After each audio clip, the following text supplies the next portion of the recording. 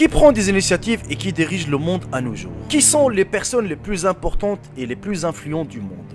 Qu'est-ce qu'ils font nos chefs d'État et nos présidents de banque dans certaines réunions? Et qu'est-ce qu'ils disent et c'est quoi leur projet? Si vous vous posez ces questions les amis, vous êtes sur la bonne vidéo. Aujourd'hui je vais vous présenter la réunion la plus importante, la plus fermée et la plus secrète du monde. Ce qu'on appelle le club de Bilderberg.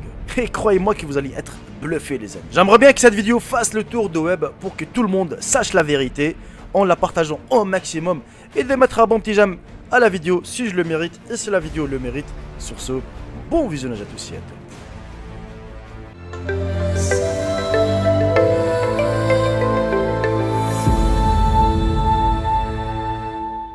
La conférence Bilderberg ou le club Bilderberg est une conférence annuelle informelle à laquelle assistent près de 100 à 150 invités, dont la plupart sont les hommes politiques, les dirigeants d'entreprises et les dirigeants bancaires les plus influents du monde. La conférence se tient derrière un mur de secrets intenses sur de nombreuses questions mondiales, économiques, militaires et politiques. Le groupe a été fondé en 1954 à l'initiative d'un certain nombre de personnes parmi les plus riches et les plus influentes du monde. Le nom du groupe remonte à l'hôtel Bilderberg situé dans le village d'Oosterbeek aux Pays-Bas, où le groupe s'est réuni pour la première fois en 1954. Et la théorie du meilleur moyen de garder le contrôle sur l'homme passe par le gouvernement global. Ces conférences se tiennent dans différents pays. Le pays hôte assume la responsabilité de la sécurité.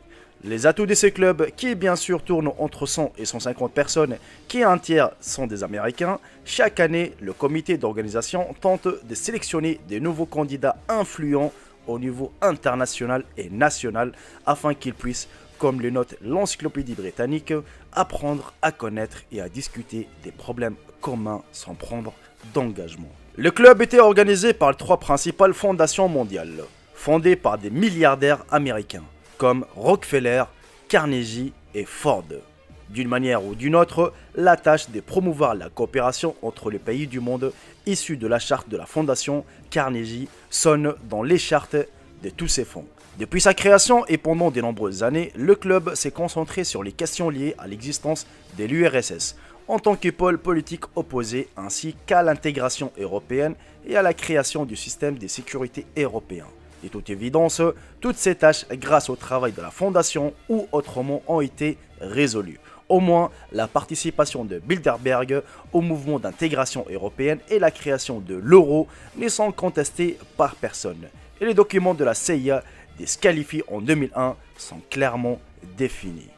Pour des raisons évidentes, les réunions du club se déroulent dans une atmosphère du secret maximum. Les journalistes n'y sont pas invités uniquement, les rédacteurs en chef des principaux médias, non pour assurer leur couverture, mais pour participer à des conférences. Il est interdit de conserver un enregistrement là-bas, mais certaines informations sur le public sont encore divulguées et permettent également de créer des théories du complot. Il n'y a pas si longtemps, un article important a été publié dans The Guardian. Son auteur a tenté de contacter David Rockefeller, mais un porte-parole a déclaré que Rockefeller en avait assez des théories. Et selon les informations, les sujets principaux présentés lors de cette réunion, c'était la place de la Chine dans le monde, la crise migratoire dans l'Union européenne, les événements au Moyen-Orient, la politique russe, les élections américaines et la cybersécurité.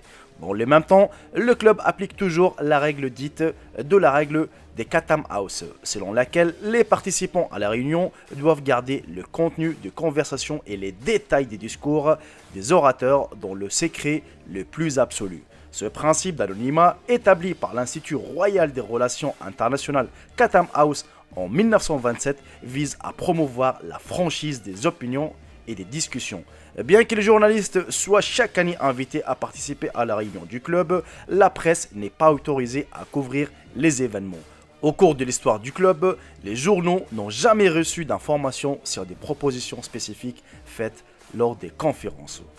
L'information qui parvient au public n'est pas impressionnante. Par exemple, le fait que lors des réunions d'une heure et demie, les membres du club expliquent le plus souvent leur position et se disputent sur des questions mondiales importantes.